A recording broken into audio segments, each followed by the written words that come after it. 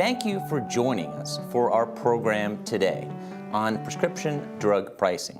Prescription for change, improving competition to lower drug prices. I'd like to thank PCMA, the Pharmaceutical Care Management Association, for sponsoring today's show. Rising prescription drug prices are a major concern for many Americans. 1 in 4 patients in the U.S. face financial challenges affording their medications, and 3 in 10 Americans say they did not take medications as prescribed due to cost, according to a 2022 Kaiser Family Foundation report. One remedy to high prices may be to increase access to biologics. These complex medicines derived from living organisms don't have traditional generic versions. Biosimilars are designed to provide a nearly identical product in the marketplace and within a few years at a lower price. What is the future of biosimilars? Would patent reform increase biosimilar competition and lower prices? And how can we bring down prices while also encouraging medical innovation? We will answer those questions and many more in today's program. Before we get underway, you can tweet us at The Hill Events using the hashtag #TheHillHealth. Our first guest is Congressman David Schweikert from Arizona, the chairman of the House Ways and Means Oversight Committee and the co-chair of the Telehealth Caucus. I sat down with him yesterday. Take a listen. Congressman Schweikert, thanks for joining us today. Thank you for having me. I first want to ask you about the mood in the House Republican Conference. We have seen a historic speaker vote, and the party was not united. You supported Kevin McCarthy from the beginning. Now it's months later. What is the mood in the House GOP conference? I think for many members, they did not have in their head how hard they were going to work. You know, in an environment with open rules where you actually get to do this crazy thing of trying to legislate. And this goes both for my brothers and sisters on the left and those who was, on the right. The previous 4 years, we functionally were ornamental. And so I actually see just the pace and the rhythm being wonderfully healthy because there really is something, that concept of when you're busy and you're able to chase your ideas and try to legislate. There's something very fulfilling and rewarding in being able to do that. Mm-hmm. Well, now that you're in the majority, you have the gavel. You're on the House Ways and Means Committee. You're heading the oversight panel. What's the agenda for the committee? Everything. Okay. And I'm trying. I don't want to be. You do have a vast jurisdiction. I do. I will give you that. And there becomes intellectually just your head spins. The jurisdiction of the Ways and Means Committee. When you start to think about, I have trade, I have Medicare, I have the unemployment fraud, I have Social Security, I have Medicare itself and its financing mechanisms. You have debt. You have so many things, and every single one of them is absolutely important. So how do you build a structure where it's not only on things where you really need to drill down and sometimes be a little bit brutal, understanding where you believe the administration, our treasuries, or the IRS failed their statutory obligations, down to just understanding policy. And did we, as members of Congress, fail to design something properly? So we've tried to create sort of a 3-tier model of, here's where we do correspondence. And we've even had a couple of our Democrat colleagues say, I really want to know about this. And we'll do a letter to that agency, to IRS, to Treasury, to others saying, can you walk us through how this is being interpreted and how you believe it is in sync with what Congress's intent was? Some were actually starting to organize roundtables where you may have, you're not going to have a stenographer there. It's about understanding. And so that's a little less head crashing, the formality of I'm going to get my 5 minutes answering a got you question. But many of the things and Ways and Means we deal with are stunningly complex. Mm-hmm. And then obviously the traditional hearing model. And so we're trying to do all that at the same time. Mm-hmm. 20 years ago, when I came to the Hill as a healthcare reporter, I reported on the creation of Part D. It wasn't easy. for Republicans to get that over the finish line. But by and large, it's been successful. But of course, the issue has not faded, and people still want to get the price of prescription drugs down. What do you think are some of the solutions that the Congress and maybe the administration could do? I have actually and I may be an outlier, I have a somewhat aggressive view on what you could do to improve the pricing structure of pharmaceuticals. But you have to be willing to give me 90 seconds here. Sure. The majority of what we consume is now off patent. Humira, the most expensive drug from the previous decade, is now off patent. A number of the A1Cs and other things that may be incredibly powerful in helping people mitigate issues in the pre-diabetic, and these are functionally soon to be off patent. We know in some of the literature we've been tracking in our office that there's some revolutions in everything from how you manufacture small molecule to other types. Think of one example, picture rooms full of super high-speed 3D printers that print pharmaceuticals. So you no longer need a $200 million facility. You now need something a fraction of the cost, and you're using technology to compete. How do I get every potential company that has an interest into the manufacturing business? How do I almost flood the market with competition? And then there's the next outliers, things like the insulin co-op that's being built in Virginia that actually, I think, comes online next year, that has made it very clear that co-op is made up of Medicaid systems, insurance companies, hospitals. They will functionally also, I mean, we know what Pfizer and some of the others have done, but the price they were going to do from the co-op, their list price was even lower than the subsidized price. That we were going to spend, what, $36 billion subsidizing big pharma. The very people that we attack, we're going to subsidize them to lower the price instead of a model where the primary 8 types of insulin are already off patent. How do I get multiple competitors to manufacture? So our model is very much of, could I get regulatory, tax, depreciation, other types of incentives to make a much more robust, a much more dynamic? And then you have to say some things that are heresy. And these are the things that get you in trouble. Is, okay, I will require calcium inhibitors the rest of my life. I have high blood pressure. Same prescription, incredibly cheap. Why can't I just buy it from the manufacturer? So even the disruption of how, the direct consumer markets with lots of manufacturers, it's a very different model than the left keeps giving us, which is a sort of scarcity price control model. And you already see the economic literature says, even though CBO has given it some positive scores, almost every other economist who's looked at it says just the opposite. It will create scarcity, and particularly scarcity of the next set of cures.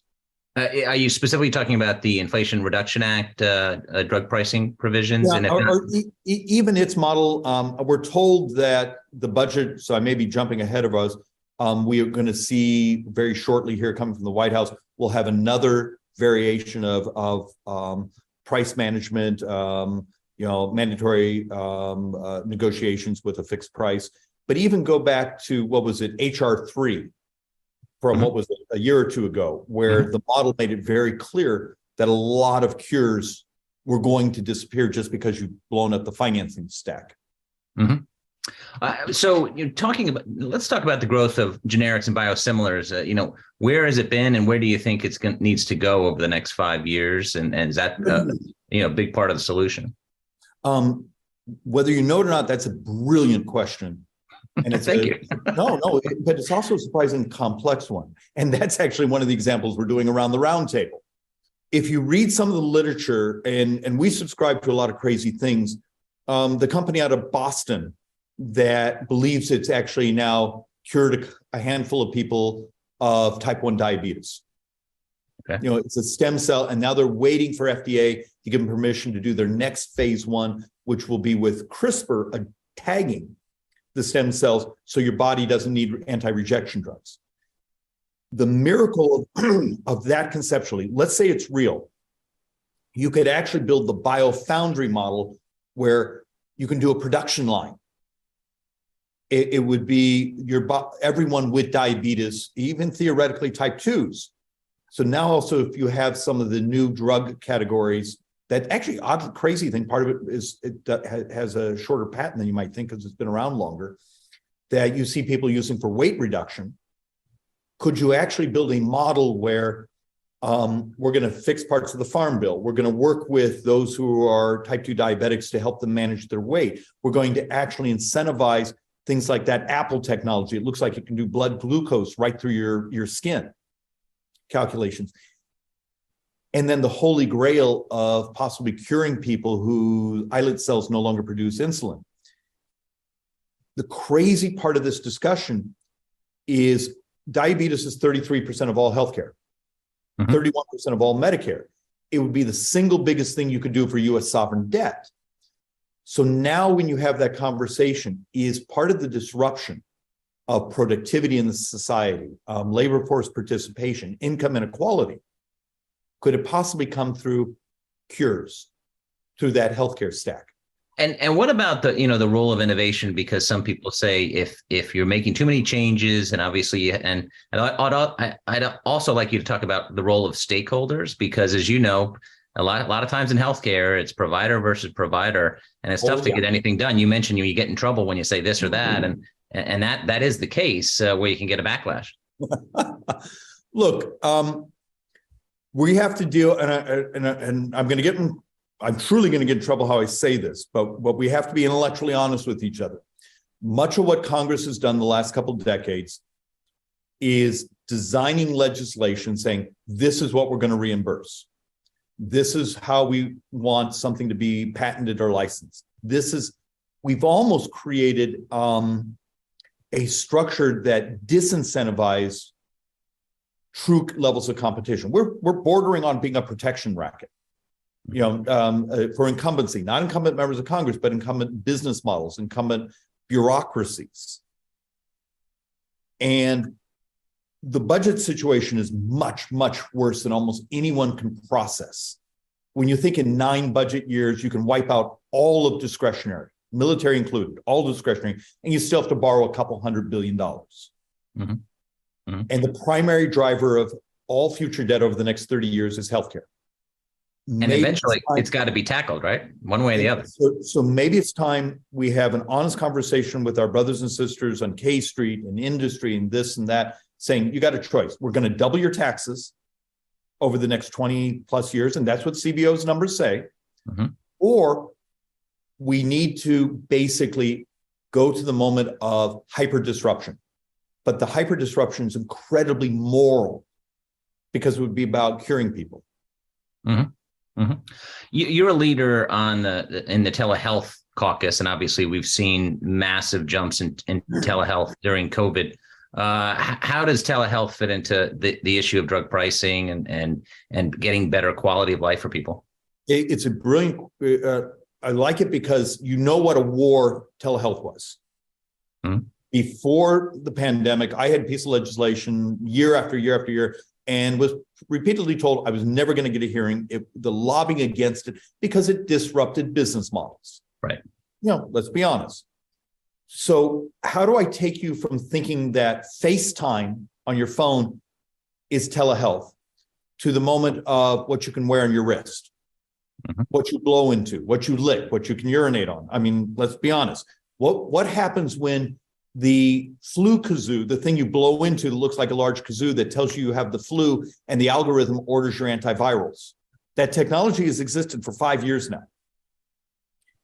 But function because we don't reimburse it, because Social Security Act says you will see a doctor, because of state licensures at the pharmaceutical level and who can write a script. What would happen if you and our vision is telehealth is much more than I'm having a FaceTime? It may be the avatar driven by ChatGPT in 2 years. And if we can prove it statistically accurate and you can insure it, which you already insure diabetic pumps, and that's an algorithm prescribing someone. Think about it. Someone, when their blood glucose moves and their pump that's attached to them is dosing them. That's an algorithm that's dosing, that's prescribing. and it obviously has insurance. So it already exists in our medical world. Is that ultimate future of telehealth? And in many ways, is it still telehealth, or is it basically the adoption of technology to keep us healthy, but also disrupt the price of healthcare? Last question: Are you optimistic? We have divided government. We're living in polarizing times. Do you think? And we got of course, another election coming up, as always, presidential this time. Do you think this Congress, divided Congress, with a Democrat in the White House, can get something done significantly on drug pricing or healthcare in general? Let's see. I'm 61 years old and I have an 8-month-old, so I'm obviously pathologically optimistic. I'm becoming more optimistic because I think there's a reality that the budget numbers are so ugly. There is no mathematical way to cut or tax your way and make the numbers work. We functionally have lied to ourselves for decades, and it's demographics. We got old, so the path needs to be another rail. And I'm going to argue that new third rail, which isn't the one you step on and electrocute yourself, it actually is Republicans and Democrats legalizing technology, legalizing the things that create mass competition, and then a fixation on something like diabetes, where at the end of the decade, we've bent the curve substantially, and we can see it in our spending and borrowing. Well, you certainly have a big agenda on the Ways and Means Committee, and should be an interesting Congress. And enjoyed the conversation, and we hope to have you again on soon. You're very kind. There is strong public support for the government to address high and rising drug prices. Minnesota Senator Tina Smith, a member of the Senate Help Committee, joins me now to share her thoughts on this front. Welcome, Senator. Thank you. It's wonderful to be with you. Well, you have been laser focused on this issue. Actually, the first bill you introduced dealt with prescription drug pricing. So, big picture, what has worked in the past, and what needs to be done in the future?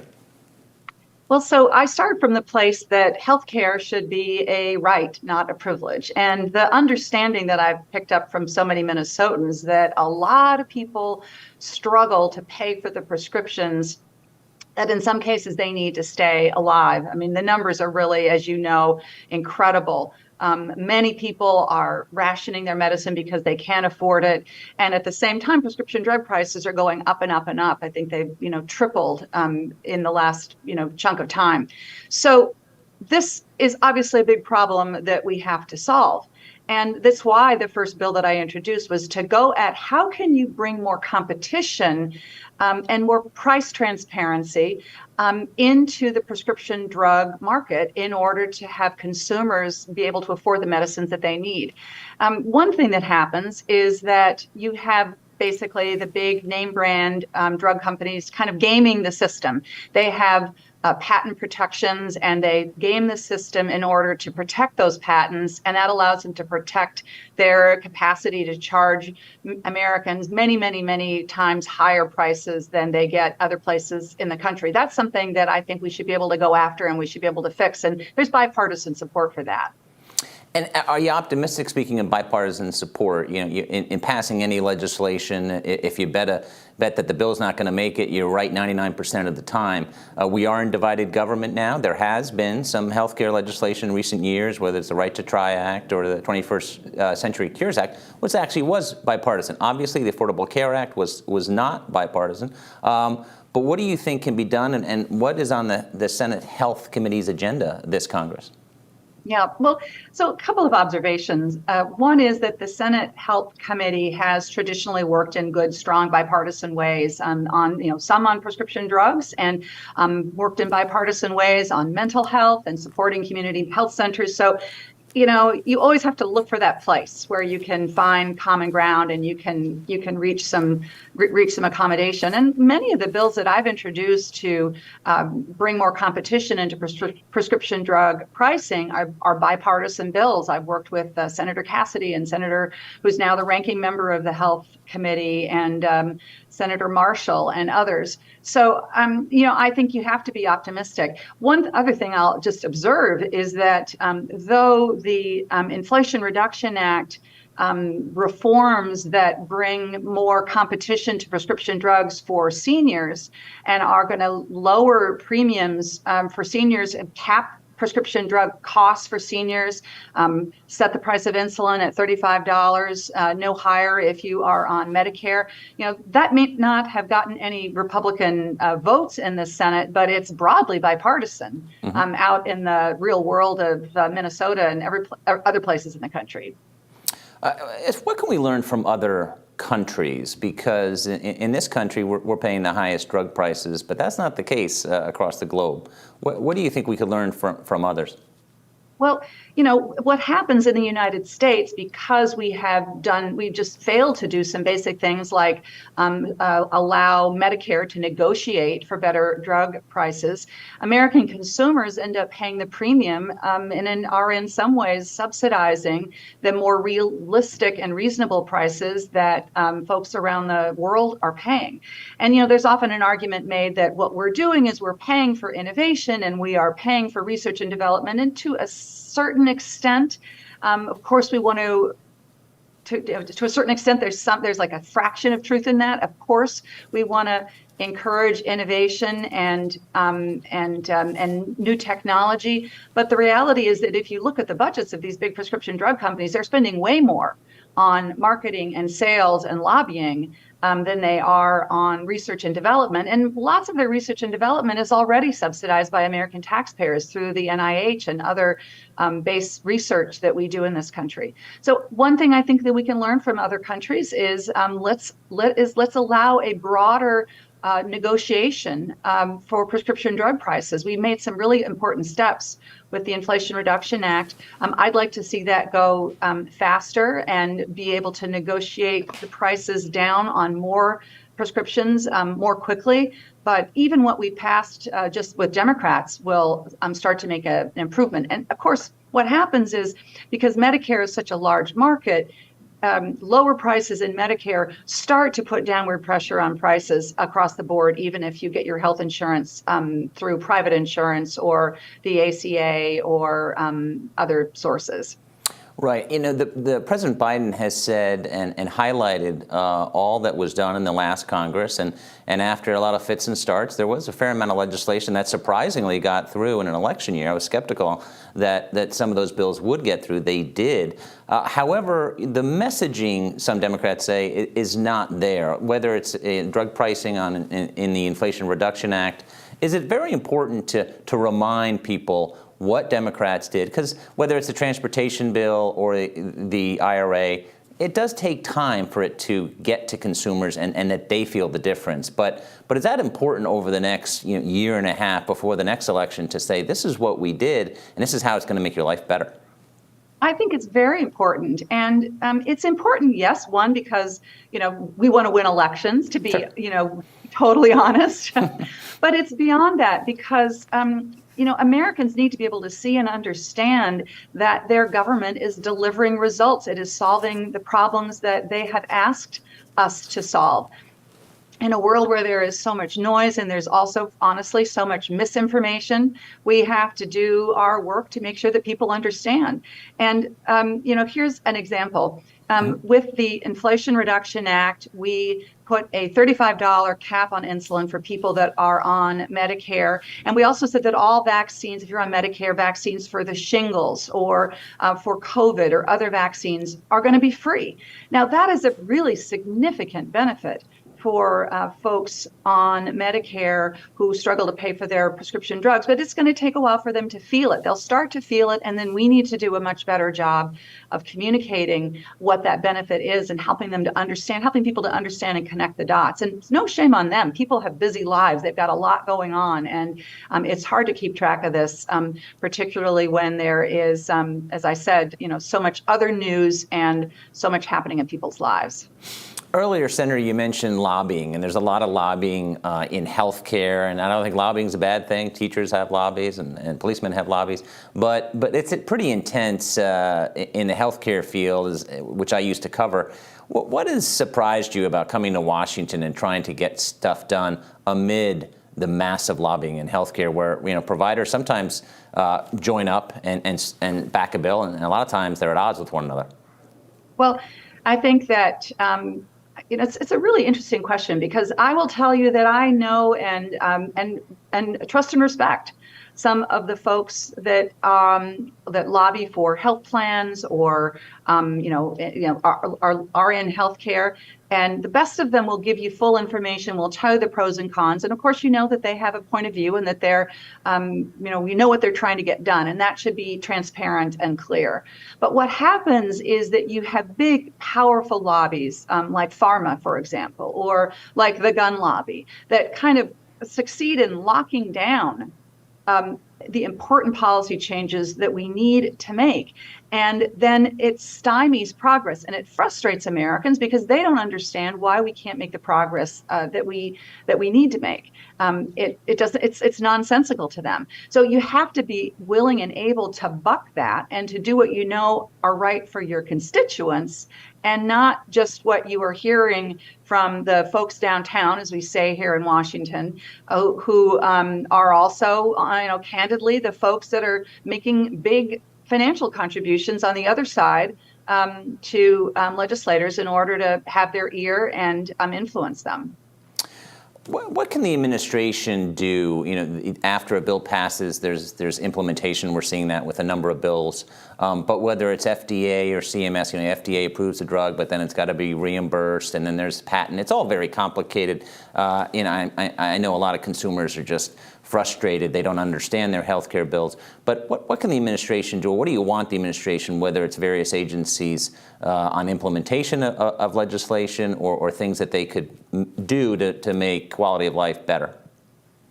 Well, the reality is that we all every day in my office are in close touch with the administration to keep an eye on how implementation is going, push them along if we don't feel that they're going fast enough, try to help them understand what impact this is having on people in Minnesota so that they can be more responsive. These are big, complicated federal agencies, and honestly, sometimes they get stuck in their ways. They have certain ways of doing things, and they need a little push to be able to move along. I know from my conversations with the White House and with the president that he is determined, he is hell-bent, for example, to make sure that the implementation of this drug negotiation with Medicare, that it goes as quickly as possible. Frankly, we all would have liked to have done more than that, but we weren't able to get the votes for it. So I think in his budget that he's going to be announcing on Thursday, today, that we expect him to be proposing additional reforms that will also make headway. So it's a process, and it's not like you don't get everything done all at once, but you have to keep working on it and be optimistic about what you can accomplish. Senator, last question. You mentioned the Inflation Reduction Act, and obviously that was a trimmed down version of Build Back Better. If Democrats, and you mentioned the election, do well, and then the House and Senate and White House are all up for grabs, but if Democrats were able to get everything, do you think, and would you want Democrats to pick up some of the stuff that got on the cutting room floor of Build Back Better and pursue that again in a couple years? Absolutely. Here's a classic example. We were able to get through in the Inflation Reduction Act that cap on insulin at $35 for people on Medicare. We wanted it to be a cap on insulin for everyone. We were blocked from including that in the legislation. Although we had bipartisan support, we had Republicans that voted for it, just not quite enough. More blocked it. That's a classic example of something that I'd like to see us do. And I just want to note also that even though we weren't able to accomplish that $35 insulin for everyone, you can already see the pressure that we are putting on big manufacturers like Lilly, who have announced that they're going to move their price to that level as I think, a response to the outcry that people are, the outcry that you see around insulin prices. Senator Smith, thanks so much for joining us. We appreciate your perspective. Thank you so much. And now it's time for a word from the sponsor of today's event, PCMA, featuring PCMA President and CEO J.C. Scott. Have a listen.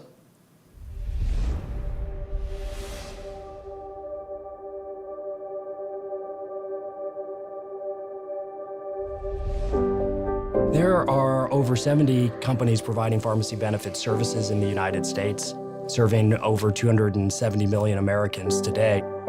Pharmacy benefit companies provide specialized expertise to help employers, unions, and other plan sponsors navigate the prescription drug benefit and to bring down costs through negotiations against big drug companies and negotiations with pharmacies for higher quality and lower cost. If you have health insurance coverage, the odds are that you have a pharmacy benefit company working on your behalf.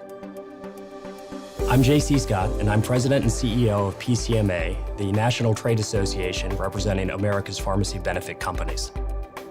On average, pharmacy benefit companies are saving over $1,000 per person per year, which is savings that's delivered back to the plan sponsor and ultimately to the patient.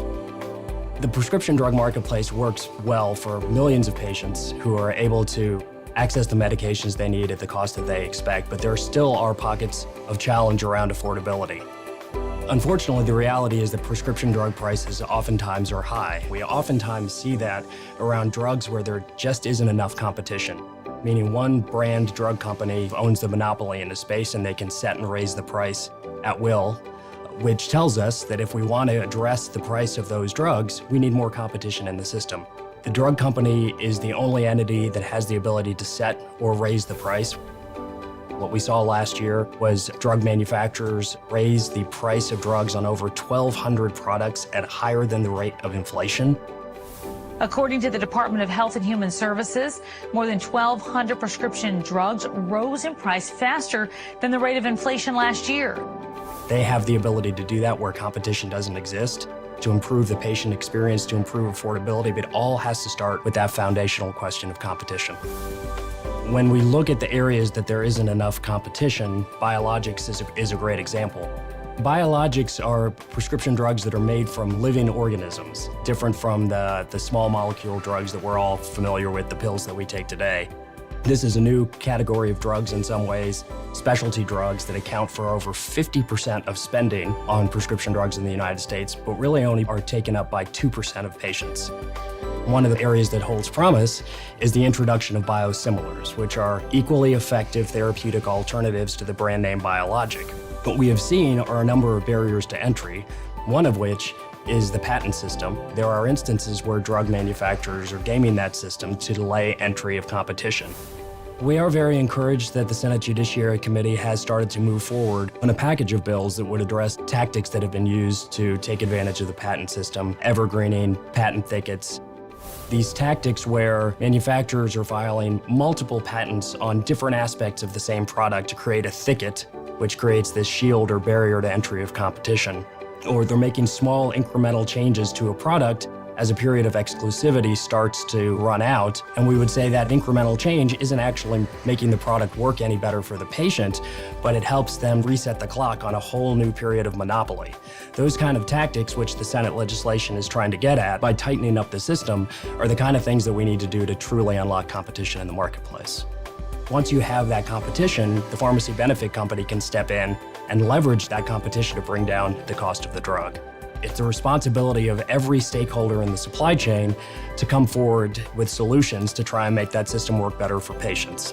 It has to start at the root level with that issue of competition. PCMA has come forward with our own set of ideas, which at a foundational and fundamental level focus on issues of competition, because that's where the price is set. That is where the cost is first determined. Those are the things we have to address at the get-go to make sure that the system is operating fairly so that there's a competitive environment for new products getting into the market. Unfortunately, we have seen a lot of finger pointing from other stakeholders in the prescription drug supply chain. For us, this is about putting solutions on the table that are going to actually address affordability issues where they exist. We're taking a very holistic approach that addresses everything from that foundational question of competition all the way through improving the patient experience, because America's pharmacy benefit companies are committed to an affordable future for patients.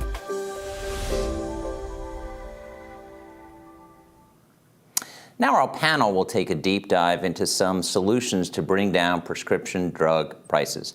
I am now joined by Preeti Kristal, a health justice lawyer and co-founder and co-executive director of IMAC. IMAC is a nonprofit that focuses on improving global access to vaccines and medicines by challenging drug patent monopolies.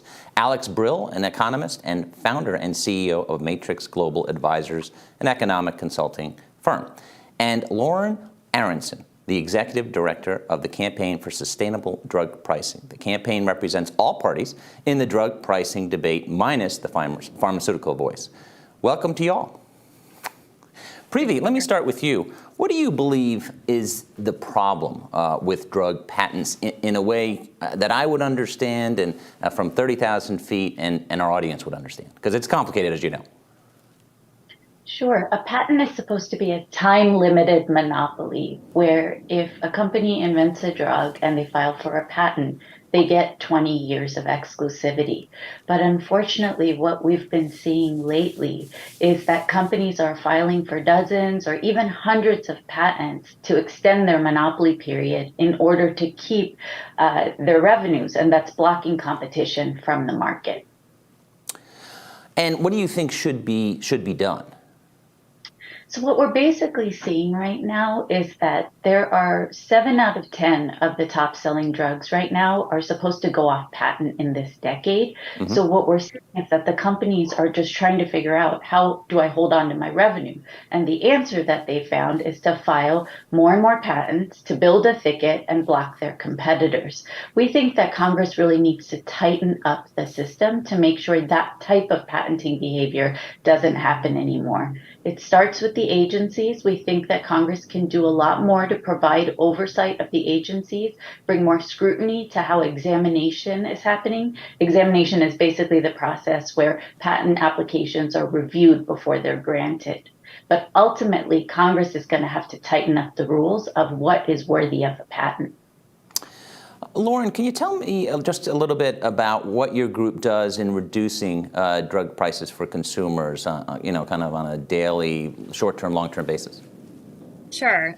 So our members represent, as you noted, everyone in the supply chain with the exception of the pharmaceutical manufacturers. So we represent physicians, nurses, seniors, patients, health plans, employers, and pharmacy benefit companies. So what unites our members, though, is really this focus on the role that manufacturers play in setting the price. And so when we're doing our advocacy, we are focusing on market-based solutions to bring down the cost of prescription drugs for patients and for consumers across the country. So we are focusing both on short-term issues and long-term issues as well. And so when we think about patent abuses, from our perspective, to Preeti's point, really getting to making sure there are lower cost alternatives on the market is really the I-Ching of what we're trying to achieve here. And so I think in the short term, there's a lot that the administration is doing between coordination between the Patent Trade Office and the FDA, as well as Congress. We've seen some bipartisan bills pass through the Senate Judiciary Committee recently to try to address these patent abuses that Preeti noted. Lauren, you've worked for CMS, you've worked for the Ways and Means Committee and the White House. So that's a lot of perspectives working on healthcare. What did you learn, and anything surprise you of the difficulty? It's never easy getting anything done in healthcare. Wow, great question. I will, having worked in the Affordable Care Act when I was in the White House, and then now working on drug pricing, they're both very paramount. But I think my takeaway really is that the voice of patients, I think, is really critical in getting something achieved.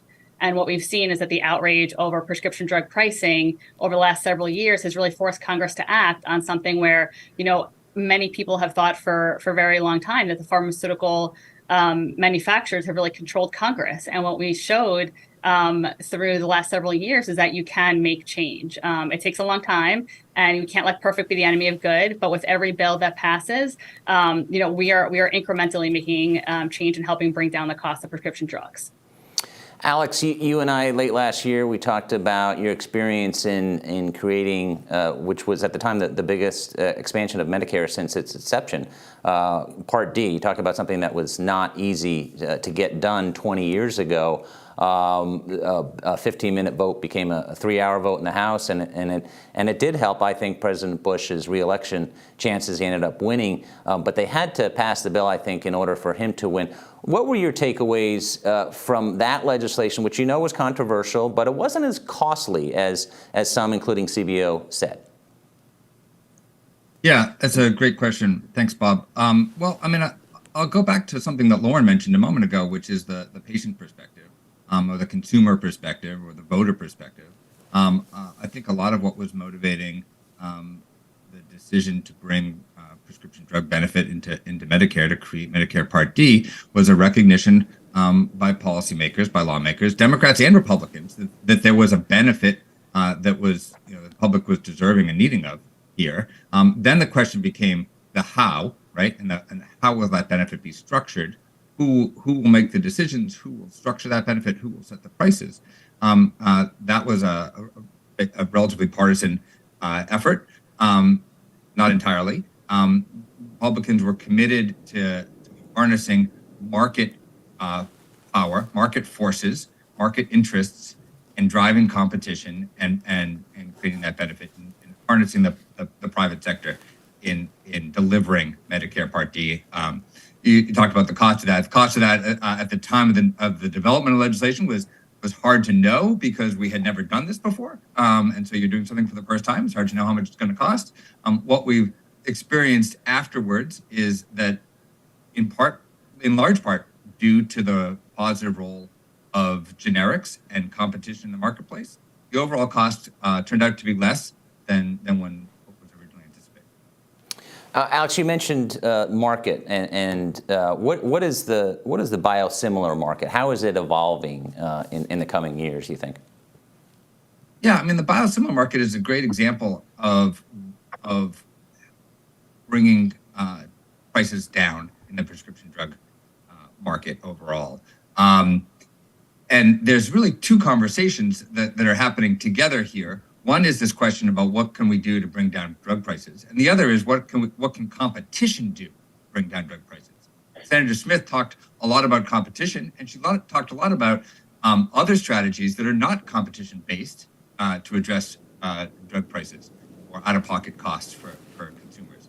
And all of those are tools and are strategies. The government can negotiate prices, the government can set prices, or the market can work to drive this competition. Biosimilars are a market-based framework. The government plays a role here. They're approving these products.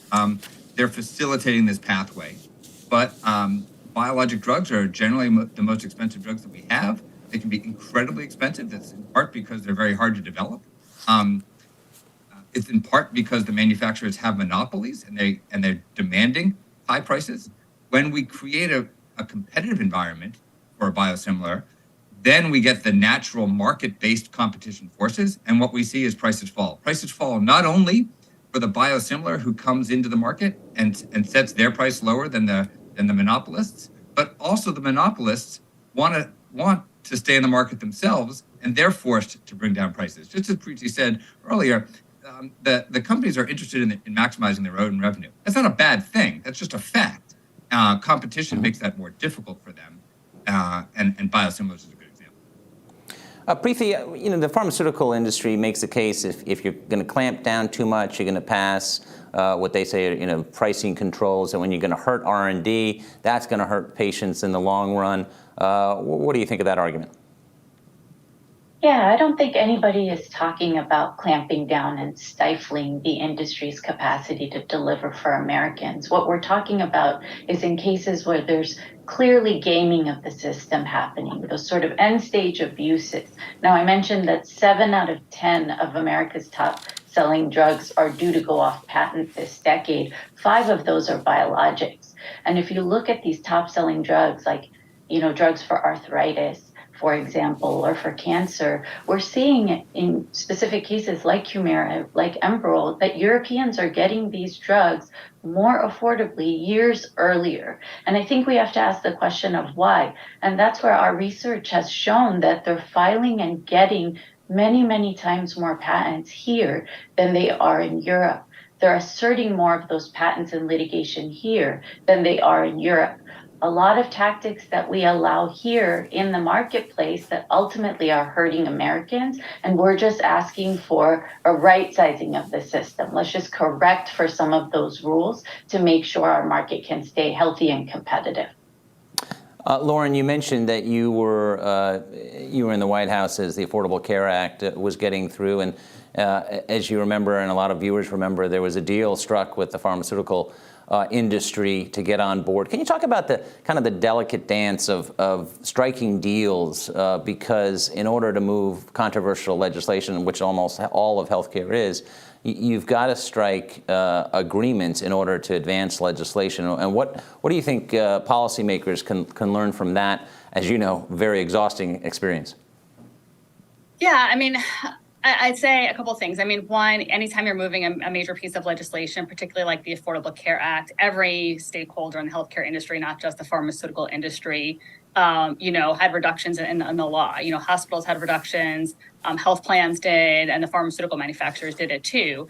And the pharmaceutical manufacturer element of it was pretty significant. I mean, there were a number of policies that were included in the ACA that really, helped to bring down the cost of prescription drugs and reduce the federal government's liability. I think at the end of the day, when you're trying to move major pieces of legislation, you always need to balance kind of what the goals are. And at that point, the goals aligned. At that point, the industry wanted to help support coverage and coverage broadly in the private market, and also recognize that they were part of the solution. It's unfortunate, though, that since the ACA passed, the industry has really taken a much different turn and are no longer part of the solution. They are now pointing fingers at everyone else in the supply chain.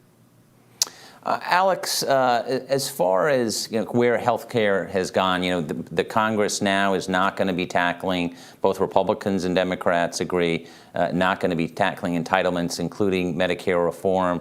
But also talking to David Schweikert earlier in the program, Medicare is going bankrupt, Social Security is not as bad, but at some point, this is going to happen. Are you optimistic that the parties, which did get together in 1990s to change Medicare significantly as a bipartisan bill, and that was basically struck by Newt Gingrich and Bill Clinton, are those days even possible anymore? Well, the near-term rhetoric from both parties doesn't give me a lot of hope or optimism. We're hearing from both parties this notion that Medicare and Social Security is quote unquote off the table. It strikes me as odd, to be honest. Key provisions of the Inflation Reduction Act will reduce Medicare outlays. Those seem like Medicare provisions to me. Seems to me should be a strong desire to say to constituents, to say to patients, we're going to bring down your healthcare costs, and for those constituents and patients who are seniors, that seems to me to be touching Medicare. So the rhetoric is a little bit confusing to me, but the headlines are certainly that in the near term, those policies seem to be off the table. Ultimately, Congress will be forced to address these issues. These are not choices. This will become a necessity for all of our entitlement programs, Social Security and Medicare and others. They are on unsustainable paths, and structural changes will be required. To some extent, those changes could be implemented over time and could capture the power and forces of markets to drive competition to bring down lower prices, or Congress could choose to wait and be forced to make more painful choices in shorter periods of time. I don't know. It doesn't seem like they're going to make the right choice in the near term, but there's always hope. Mm-hmm. Lauren, can you describe patent thickets? That's a complicated issue, but what's the role of patent thickets as far as reducing prescription drug prices? Sure. So when and Tree mentioned this a little bit earlier, but you have a situation where a drug comes to market, they get their 20 years of approval. And then from there, what you're seeing is that manufacturers then basically create what's sort of like a patent fortress where they file multiple patents. In the case of Humira, I believe it's like 247 patents that were then filed on one specific drug. And they may be for things like small modifications such as a color change or a formulation change. You have a lot of duplicative patents that are done too, where they may say it's no longer 5 days, but it's 7 days, and that then restarts the patent clock. And so every time that you want to have a generic or a biosimilar then try to bring a lower cost alternative to market, they have to then go and challenge every single one of those patents. So patent thicketing, or sort of like a patent fortress, is basically a way for the brand name manufacturers just to protect their market share. And it really comes as a massive detriment to consumers. Free Up and Ovik Roy and his organization did a study last year that found, patients paid over $5 billion more than they needed to out of pocket just because of things like patent abuses. And so as we're thinking about the impact on consumers, when patent thickets are formed to prevent lower cost alternatives from coming to market, that has a real impact on patients and on taxpayers. Preeti, as far as the Biden administration and prior administrations, when they've struggled to get legislation through Congress and to the president's desk, they tackle problems administratively through regulation. We've seen that with climate change, student loan issues, which is now before the Supreme Court, was done administratively. What would you like to see? I haven't heard a lot about what the Biden administration could do in a big picture that doesn't have to get through Congress, because as you know, we're in divided government right now, and it's going to be very difficult to get anything on healthcare, at least anything big, done in this Congress.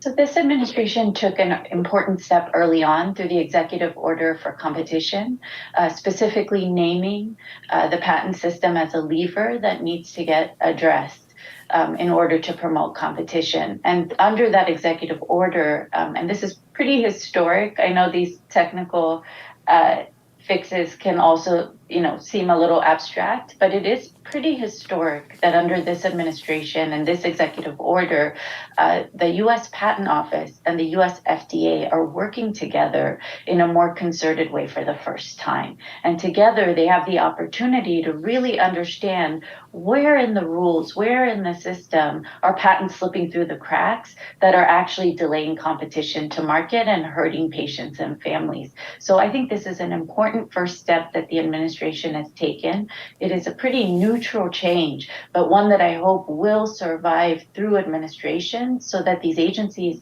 that are tasked with overseeing different aspects of medicines will keep working together to raise the bar of what is worthy of a patent.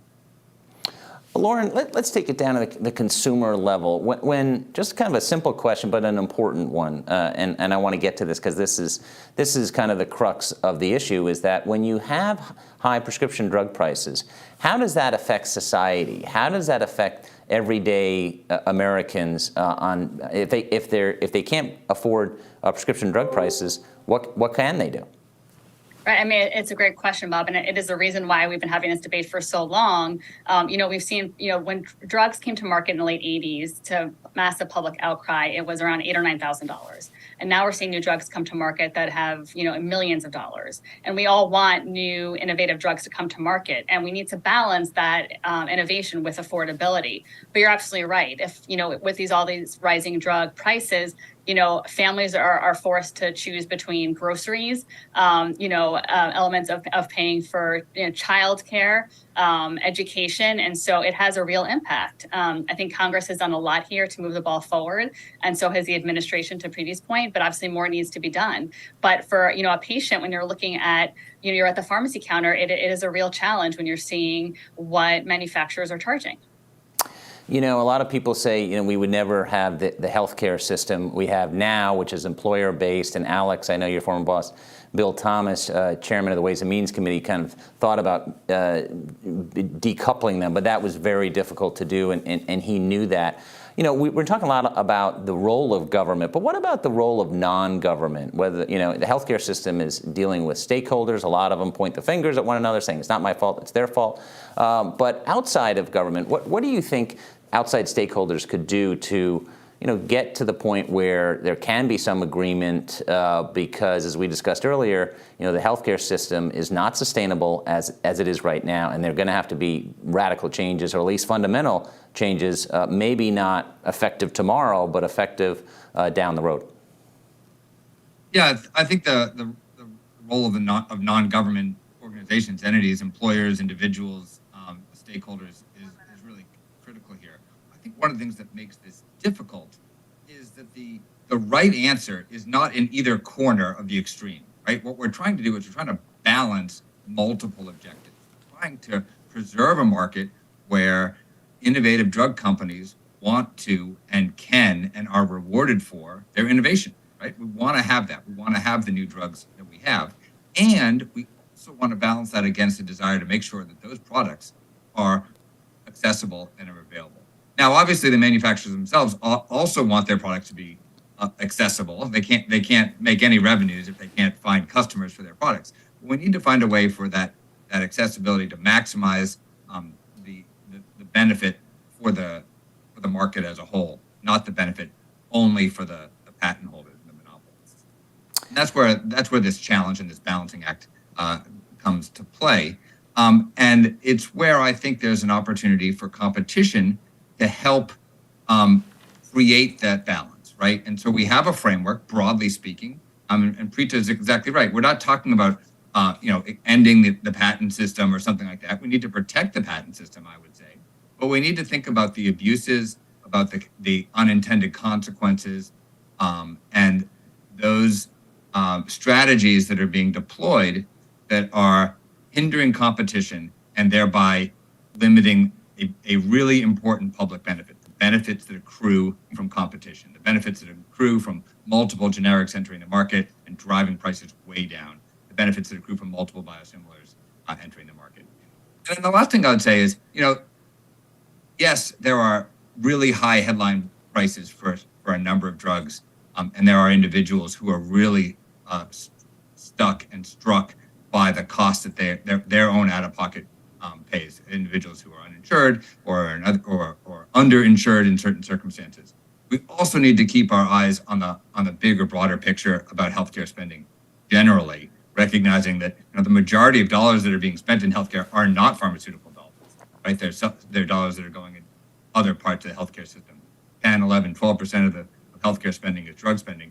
We should think about promoting competition in that market. We should also think about promoting competition in the rest of the healthcare system, and that has to do with other providers and other. Well, we are out of time. We packed a lot in that half an hour. I want to thank our panel. Thank you, Preeti Christel, Alex Brill, and Lauren Aronson for joining us today. Pleasure. And that brings us to the end of our program. A big thank you to PCMA, the Pharmaceutical Care Management Association, and to all of you for watching. For those who missed any of these conversations this morning, we will have the video up from the event on our website, thehill.com, shortly. I'm Bob Cusack. Have a great rest of your day.